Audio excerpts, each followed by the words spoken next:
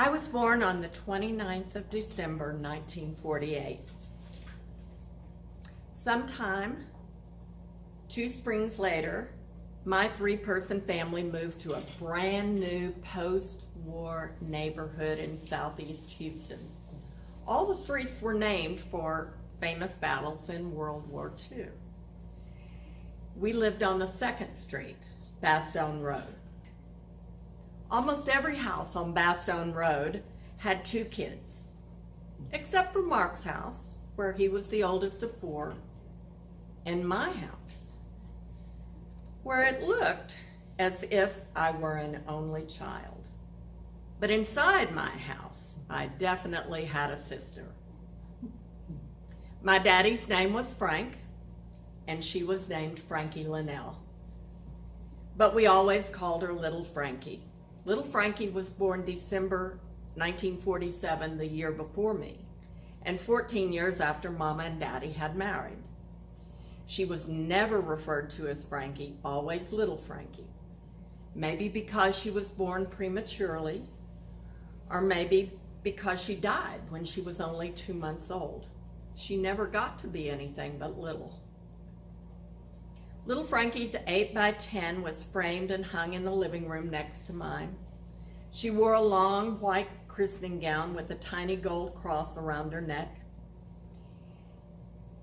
She has wispy, pale red hair. My mama had red hair. In case you haven't tried it, it's incredibly difficult to handle sibling rivalry with a baby who died too early to have gotten into trouble with our parents or even talk. She was perfect. Even on my best days, I was not perfect.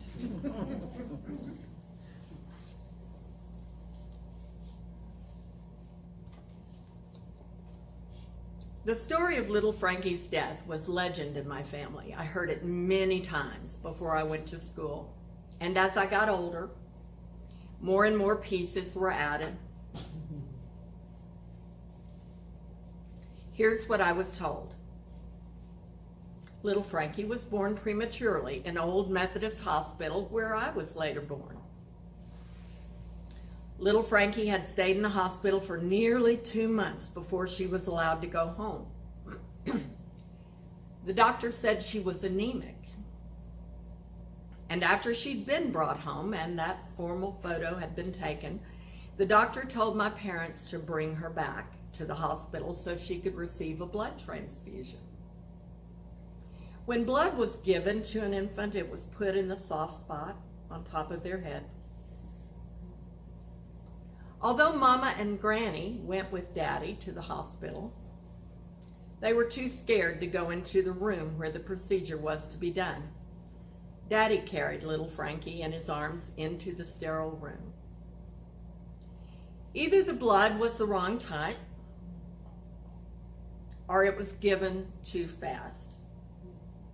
But little Frankie died right there in front of Daddy. He said she turned dark before she died. So instead of coming home with their long-awaited child, her tiny body was transferred to a funeral home. They had to plan a funeral for a baby they'd only had home a couple of weeks. I didn't learn I was adopted until I was 12, and I also learned little Frankie had been adopted too. In the way only smart and smart-alecky children can be cruel, I remember realizing that if little Frankie had lived, I would never have been adopted, at least not by these parents. I saved and savored that nugget of wisdom until just the right moment when I needed to change a one-sided argument. I said, if little Frankie had lived, you wouldn't even have adopted me. I would have gone to somebody else. I wouldn't have you for a mother. No, I felt the victory of that moment for years to come. I rarely got the better of my mother, and I definitely believed I had that day.